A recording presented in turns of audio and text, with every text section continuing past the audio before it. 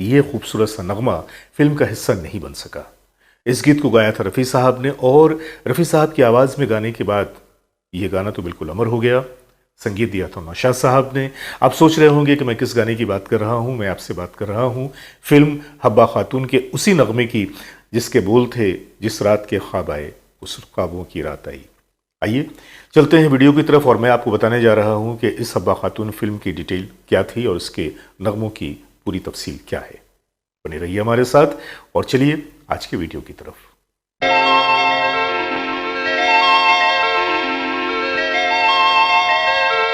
दोस्तों, हमारी इंडस्ट्री में अक्सर ऐसा हुआ कि कई फिल्मों ने करवट तो ली, अंगड़ाइयाँ तो ली, लेकिन कभी भी वो अपनी मंजिल तक नहीं पहुंच सके, यानी कि वो फिल्में कंप्लीट नहीं हो सकी।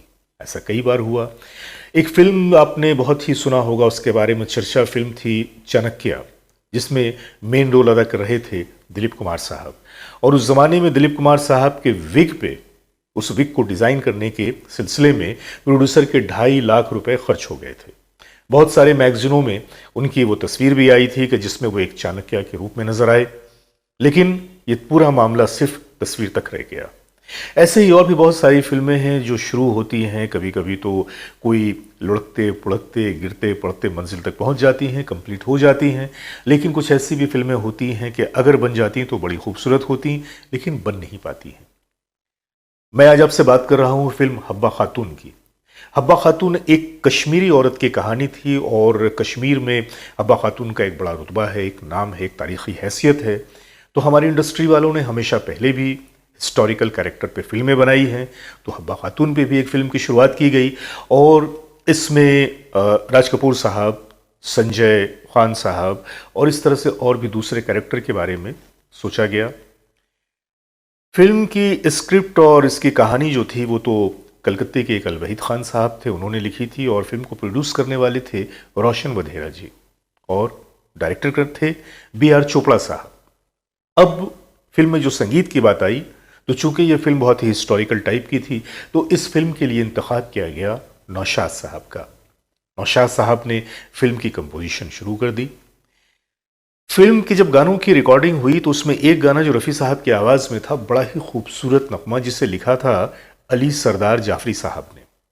और ये वो नाम है कि ये नाम इस बात की ज़मानत है कि फिल्म अगर बन पाती तो वो फिल्म किस दर्जे की फिल्म होती। गाने के बोल थे, जिस रात के ख्वाब आए वो ख्वाबों की रात आई। जाहिर सी बात है कि इस खूबसूरत से नगमे को रफ़ी साहब की आवाज़ में ही रिकॉर्ड होना था। और हुआ ये कि जब इस गाने की रिहर्सल हो गई और रिहर्सल के बाद रिकॉर्डिंग का दिन आया, तो रफ़ी साहब, नौशाद साहब, अली सरदार जाफरी साहब और रिलेटेड जो भी लोग थे, वो सारे के सारे लोग स्टूडियो में मौजूद थे। गाना रिकॉर्ड हुआ, और गाना जो रिकॉर्ड हुआ तो इतना खूबसूरत ये रिकॉर्ड हुआ गाना कि हर एक के चेहरे पे खुशी का एक अंसर नजर आया। रिकॉर्डिंग कंप्लीट हुई, रफ़ी साहब जाने के लिए खड़े हुए, और जब रफ़ी साहब जाने के लिए खड़े हुए तो नौशाद साहब ने प्रोड्यूसर साहब की तरफ से मिला हुआ वो मुआवजे का लिफाफा बढ़ाया। रफ़ी साहब ने हाथों से रोक दिया, पूछा, नौशाद साहब ये क्या है? तो नौशाद साहब ने कहा, अरे भाई आपका मुआवजा है, आपने ये गाना इतना खूबसूरत रिकॉर्ड किया है, तो जाहिर सी बात है कि ये तो आपका हक है ना। रफ़ी साहब ने कहा कि नहीं, मैं इस गीत के पैसे नहीं लूंगा। मैंने अपनी ज़िंदगी के दौरान न जाने कितने गीत गाए और कैसे कैसे गीत गाए, और मुझे तो पैसे मिलते ही हैं हर गीत के लिए, लेकिन कभी कभी कुछ ऐसा होता है कि कुछ नगमा ऐसा होता है जिससे गाने के बाद मुझे एक ज़हनी सुकून मिलता है, एक दिली सुकून मिलता है। आज की इस शोर शराबे की दुनिया में जहाँ पे संगीत का एक अलग सा रूप हो गया है, इस गीत को गाकर मुझे बहुत ही सुकून मिला है, और मैं इस सुकून की कीमत नहीं लूँगा, आप इसे वापस कर दीजिए। तो गोया इस तरह से ये जो बहुत ही खूबसूरत गाना था, ये रफ़ी साहब ने फ्री ऑफ कॉस्ट, बिना किसी कॉम्पेंसेशन के रिकॉर्ड कर दिया था। फिल्म तो बन नहीं पाई, लेकिन इसके साथ एक और कहानी जुड़ गई। आइए मैं पहले इस गीत का वो छोटा सा हिस्सा मैं आपको सुनाता हूं, फिर मैं बढ़ता हूं आगे की तरफ। जिस रात के ख्वाब आए, तो ये था वो खूबसूरत सा नगमा जिसकी झलक मैंने आपको सुनाई। अब हब्बा खातून ये तो बन नहीं सकी। प्रोड्यूसर का या डायरेक्टर का जो ख्वाब था वो डब्बे में चला गया।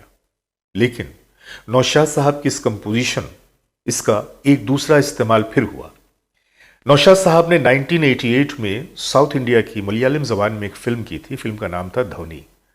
ध्वनि में चूंकि ये म्यूजिक डायरेक्टर थे तो उसमें उनके कई नगमे उन्होंने कंपोज किए थे और इस गीत को उन्होंने फिर से इस्तेमाल किया।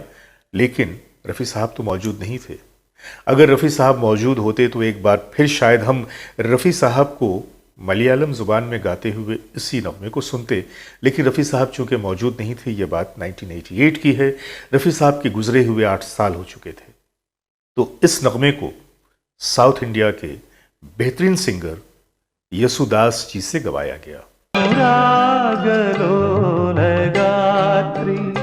वरवाई नील रात्रि, रात के ख्वाब आए, मोती रात आई।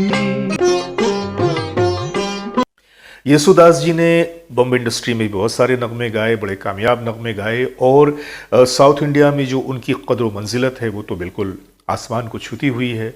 और मज़े की बात यह है कि इस गीत को जब यसुदास जी ने अपनी आवाज़ में गाया मलयालम ज़ुबान में, तो इतनी खूबसूरती से गाया कि ऐसा लगता है कि शायद ये रफ़ी साहब के उस गाने का एक दूसरा रुख है।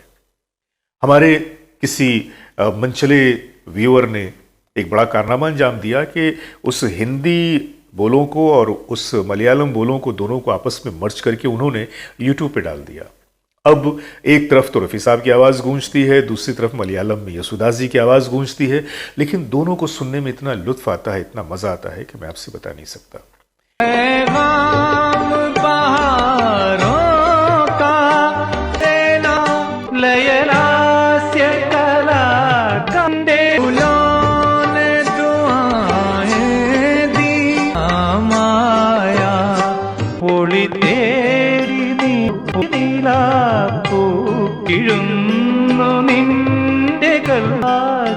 कहा जाता है कि इस फिल्म के बनने में यूं तो बहुत बड़े बड़े नाम शामिल थे और शायद ये बड़े बड़े नाम ही फिल्म के बंद होने का वो रीज़न बन गए। अब रीज़न कुछ भी हो, वजह कुछ भी हो, लेकिन हकीकत है कि हब्बा खातून जैसी ये फिल्म बन नहीं पाती। हालांकि बाद में टेलीविज़न फिल्म बनाई गई उस पर, लेकिन ये जो ब्लॉकबस्टर फिल्म बनने वाली थी जिसमें हम राज कपूर को देख पाते, संजय खान को देख पाते, इसके अलावा और भी इंडस्ट्री के बेहतरीन बेपनाह कलाकारों को देख पाते, हम उन्हें देखने से महरूम रहे। लेकिन थैंक्स गॉड, शुक्र का मकाम है कि रफ़ी साहब की आवाज़ में कम से कम ये नगमा तो हमारे पास मौजूद है। ये नगमा पूरे का पूरा यूट्यूब पे है, आप जाएं और ज़रूर देखें। वैसे मैं डिस्क्रिप्शन पे इन दोनों गीतों की लिंक आपके सामने पेश कर रहा हूं, जिसमें आप रफ़ी साहब को पूरे का पूरा हिंदी में भी सुन सकते हैं और फिर उस मचके हुए गाने को भी सुन सकते हैं। तो आज के लिए इतना ही। बने रहिए हमारे साथ और इसी तरह से देखते रहिएगा अपना मनपसंद चैनल। आज अपने सभी देखने वालों की खिदमत में चलते चलते मैं अपना आदाब, सलाम, नमस्कार पेश करता हूं और अपने पंजाबी भाइयों को सत श्री अकाल।